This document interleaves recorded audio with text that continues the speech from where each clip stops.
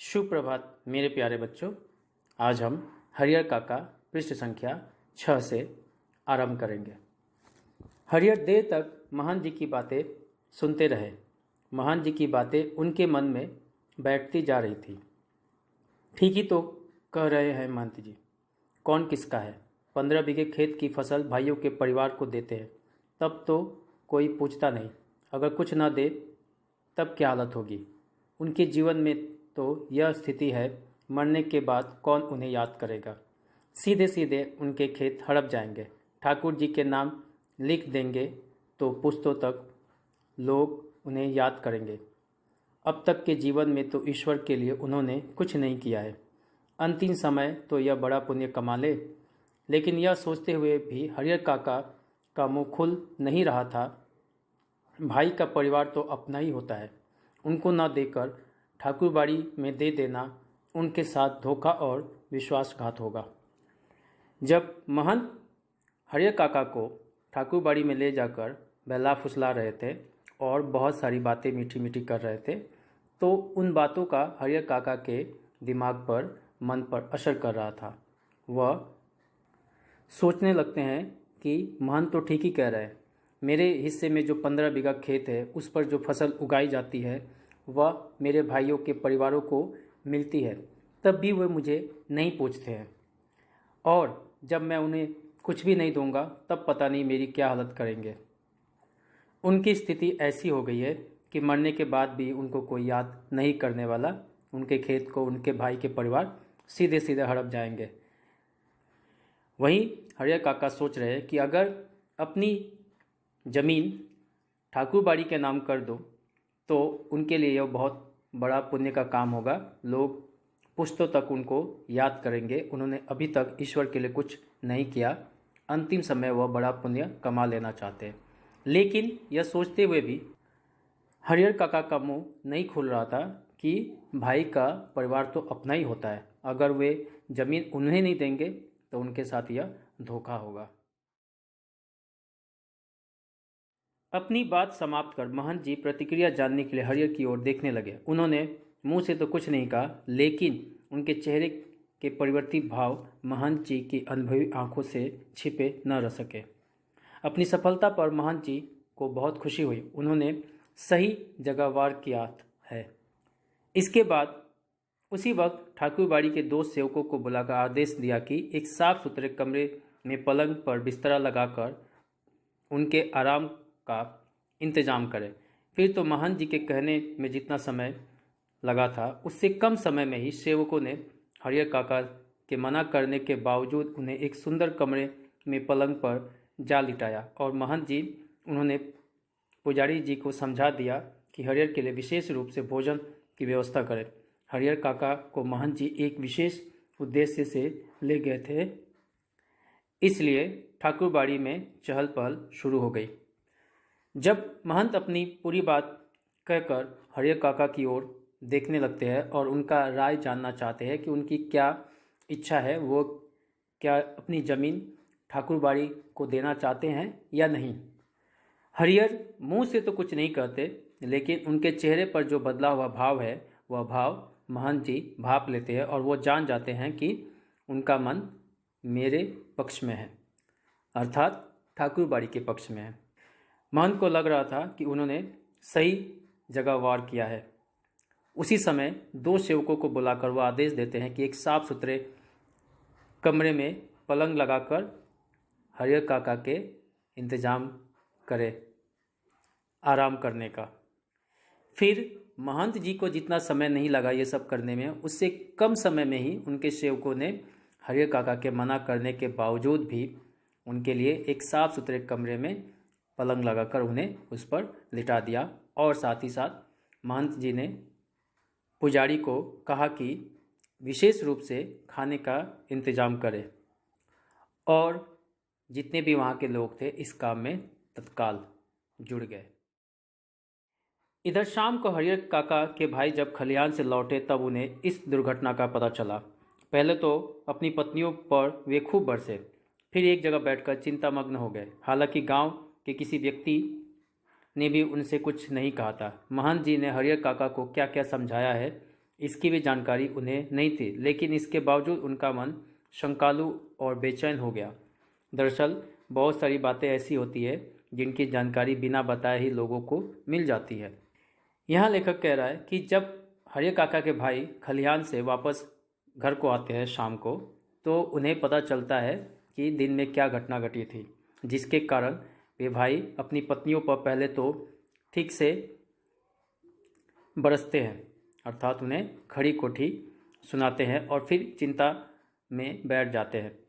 हालांकि गांव के किसी भी व्यक्ति ने उनसे कुछ कहा भी नहीं था और भाइयों को यह पता नहीं था कि महंत जी ने हरियर काका को क्या क्या समझाया होगा, लेकिन इसके बावजूद भी उनके भाइयों के मन में शंका हो रही थी कि पता नहीं महंत और पुजारी हरियर काका को क्या क्या बहला फुसला रहे होंगे।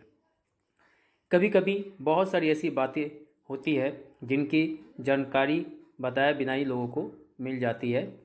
उसके साथ भी ऐसा ही हुआ था। कहने का तात्पर्य यही है कि हरियर काका के भाइयों को किसी ने महंत जी के बारे में कुछ बताया नहीं था, फिर भी उनके मन में शंका थी, दुविधा थी कि कहीं वे मेरे भाई को बहला फुसला ना रहे हो, और हुआ भी ऐसा ही था। शाम गहराते गहराते हरियर काका के तीनों भाई ठाकुरबाड़ी पहुँचे। उन्होंने हरियर काका को वापस घर चलने के लिए कहा। इससे पहले कि हरियर काका कुछ कहते, महंत जी बीच में आ गए। आज हरियर को यही रहने दो, बीमारी से उठा है, इसका मन अशांत है, ईश्वर के दरबार में रहेगा तो शांति मिलेगी। जैसे ही थोड़ा सा अंधेरा हो गया शाम को, तो उसके तीनों भाई ठाकुरबाड़ी पहुँचे। उन्होंने हरियर काका को वापस चलने के लिए कहा। इसके पहले कि हरियर कुछ कहते, बीच में महंत जी आकर बोलने लगते हैं कि आज हरियर को यहीं रहने दो, बेचारा बीमार से ठीक हुआ है, इसका मन अशांत है, ईश्वर के दरबार में रहेगा, ईश्वर के घर में रहेगा तो इसे शांति मिलेगी। लेकिन उनके भाई उन्हें घर ले चलने के लिए जिद करने लगे, पर इस पर ठाकुरबाड़ी के साधु संत उन्हें समझाने लगे। वहाँ उपस्थित गांव के लोगों ने भी कहा कि एक रात ठाकुरबाड़ी में रह जाएंगे तो क्या हो जाएगा। अंततः भाइयों को निराश हो वहाँ से लौटना पड़ा। जब महंत जी समझा रहे थे कि हरियर काका को एक रात यहाँ रहने दो, तो भाइया जो हरियर काका के भाई थे वो जिद करने लगे और कहने लगे कि नहीं, हम इन्हें यहाँ नहीं रहेंगे। इस पर ठाकुरबाड़ी के जितने भी साधु संत थे और गांव के जो लोग वहाँ मौजूद थे, उन्होंने कहा कि एक रात यहाँ रह जाएंगे तो कुछ बिगड़ नहीं जाएगा। अंततः भाइयों को वहाँ से निराश होकर लौटना पड़ा और हरियर काका वहाँ पर उस रात ठहर गए। रात में हरियर काका को भोग लगाने के लिए जो मिष्ठान और व्यंजन मिले, वैसे उन्होंने कभी नहीं खाए थे। घी टपकते हुए मालपुए, रसबुनिए, लड्डू, छेने की तरकारी, दही खीर पुजारी जी ने स्वयं अपने हाथों से खाना परोसा था। पास में बैठे महंत जी धर्म चर्चा से मन में शांति पहुंचा रहे थे। एक ही रात में ठाकुरबाड़ी में जो सुख शांति और संतोष पाया, वह अपने अब तक के जीवन में उन्होंने नहीं पाया था। इस अनुच्छेद में लेखक यही कह रहा है कि हरियर काका जिस रात ठाकुरबाड़ी में रुके थे, उस रात उन्हें बहुत ही स्वादिष्ट भोजन खाने को मिले थे। ऐसे भोजन उन्होंने अपनी पूरी जिंदगी में नहीं खाए थे। वे भोजन थे घी टपकते हुए मालपुए, रसबुनिए, लड्डू, छेने की तरकारी अर्थात पनीर की सब्जी, दही खीर पुजारी जी ने खुद अपने हाथों से खाना परोसा था और पास में बैठे जो महंत थे वो धर्म चर्चा कर कर वहाँ के लोगों के मन को शांति पहुँचा रहे थे। एक रात में ठाकुरबाड़ी में जो सुख शांति हरियर काका को मिला, वो अब तक के जीवन में उन्हें कभी नहीं मिला था। इधर तीनों भाई रात भर सो नहीं सके। भावी आशंका उनके मन को मथती रही। 15 बीघे खेत, इस गांव की उपजाऊ जमीन, 2 लाख से अधिक की संपत्ति अगर हाथ से निकल गई तो फिर वह कहीं के न रहेंगे। एक तरफ ठाकुरबाड़ी के लोग हरियर काका की खूब सेवा कर रहे हैं, वहीं दूसरी ओर उनके भाई जब वहाँ से लौट कर आते हैं तो रात भर सो नहीं पाते हैं। कुछ जो शंका है उनके मन को बेचैन कर रही थी। वो यही सोच रहे थे कि 15 बीघे खेत उसके हिस्से में है और वह खेत उपजाऊ जमीन है जिस पर फसल उगती है। 2 लाख से अधिक की संपत्ति है। उस जमाने में 2 लाख बहुत अधिक माना जाता था।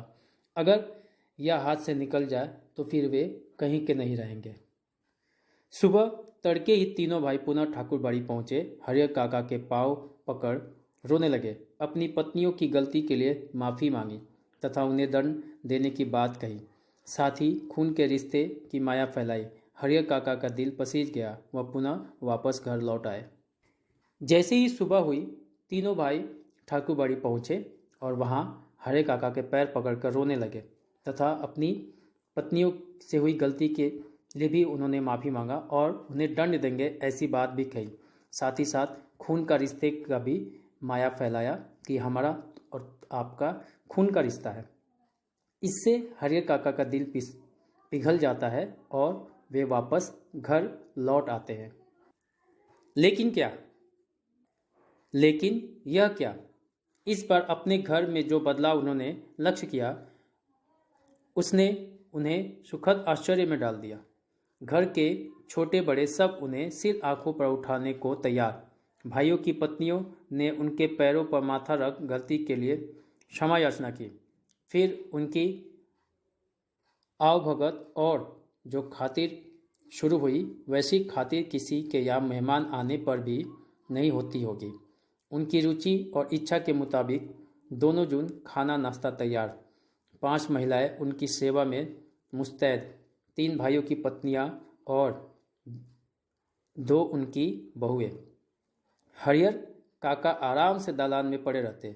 जिस किसी चीज़ की इच्छा होती आवाज़ लगाते ही हाजिर। वे समझ गए थे कि यह सब महंत जी के चलते हो रहा है, इसलिए महंत जी के प्रति उनके मन में आदर और श्रद्धा का भाव निरंतर बढ़ते ही जा रहे थे। जब हरियर काका ठाकुरबाड़ी से वापस अपने घर आते हैं तो वह बहुत ही आश्चर्य में पड़ जाते हैं। देखते हैं कि घर का पूरा जो कायाकल्प ही हो गया, अर्थात सब कुछ पहले की भांति नहीं रहा, बदल गया है। घर में जितने भी छोटे बड़े लोग हैं वे सब हरियर काका को अपने सिराखों पर उठाने को तैयार है, आदर कर रहे हैं। भाइयों की पत्नियां जो है उनके पैरों पर रखकर माथा अपनी गलती के लिए माफ़ी भी मांगी। फिर जो उनका स्वागत हुआ, जो खातिरदारी हुई, वैसी खातिरदारी किसी के यहाँ मेहमान आने पर भी नहीं होती है। हरियर काका के इच्छा के मुताबिक दोनों समय नाश्ता और खाना तैयार हो जाता था। 5 महिलाएं उनकी सेवा में हमेशा तैयार रहती थी। वो 5 महिलाएं हैं, तीनों भाई की पत्नियां और उनकी 2 बहुएं।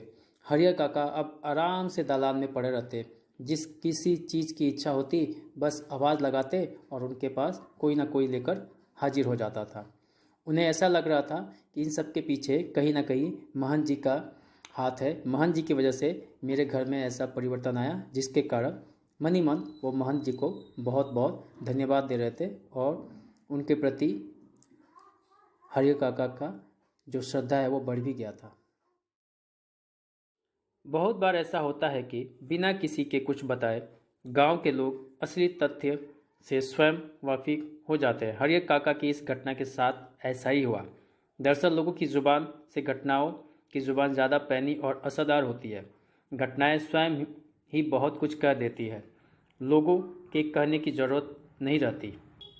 न तो गांव के लोगों से महंत जी ने कुछ कहा था और न ही हरियर काका के भाइयों ने ही। इसके बावजूद गांव के लोग सच्चाई से अवगत हो गए थे। फिर तो गांव के बैठकों में बातों का जो सिलसिला चल निकला उसका कहीं कोई अंत नहीं। हर जगह उन्हीं का प्रसंग शुरू। कुछ लोग कहते हरियर को अपनी ज़मीन ठाकुर जी के नाम लिख देनी चाहिए, इससे उत्तम और कुछ नहीं, उससे कीर्ति भी अचल बनी रहेगी। इसके विपरीत कुछ लोगों की मान्यता यह थी कि भाई का परिवार तो अपना ही होता है, अपनी जायदाद उन्हें न देना, उनके साथ अन्याय करना होगा, खून के रिश्ते के बीच दीवार बनानी होगी। इस अनुच्छेद में लेखक यही कह रहा है कि ऐसा बहुत बार होता है कि हम बिना कुछ बताए ही किसी सच्चाई से अवगत हो जाते हैं। अर्थात कभी कभी ऐसा होता है कि हमें किसी ने कुछ नहीं बताया हो, फिर भी हमें सच्चाई पता चल जाती है। ऐसा ही उस गांव में भी हो रहा था। ना तो महंत जी ने इस घटना के बारे में गांव वालों को कुछ बताया था और ना ही हरियर के भाइयों ने भी इस घटना के बारे में गांव वालों को बताया था। इसके बावजूद भी गांव वालों को इसकी भनक लग गई थी। फिर क्या था, गांव वाले जब भी आपस में बैठते बस इसी बात पे चर्चा कर देते और यही चर्चा करते कि ज़मीन किसको देनी चाहिए। कुछ लोग कहते कि हरियर काका को ज़मीन ठाकुरबाड़ी के नाम कर देना चाहिए, इससे अच्छा कुछ होगा ही नहीं, इससे उनका नाम होगा। वहीं कुछ लोग ऐसे भी होते कि नहीं, हरियर काका को अपनी ज़मीन अपने भाइयों को ही देनी चाहिए, इससे खून का रिश्ता बना भी रहेगा, उसमें दरार नहीं आएगी। अगर वे अपने भाइयों को ज़मीन नहीं देते हैं तो उनके साथ यह अन्याय होगा। मेरे प्यारे बच्चों, आज की कक्षा में इतना ही। धन्यवाद। सबका दिन शुभ हो।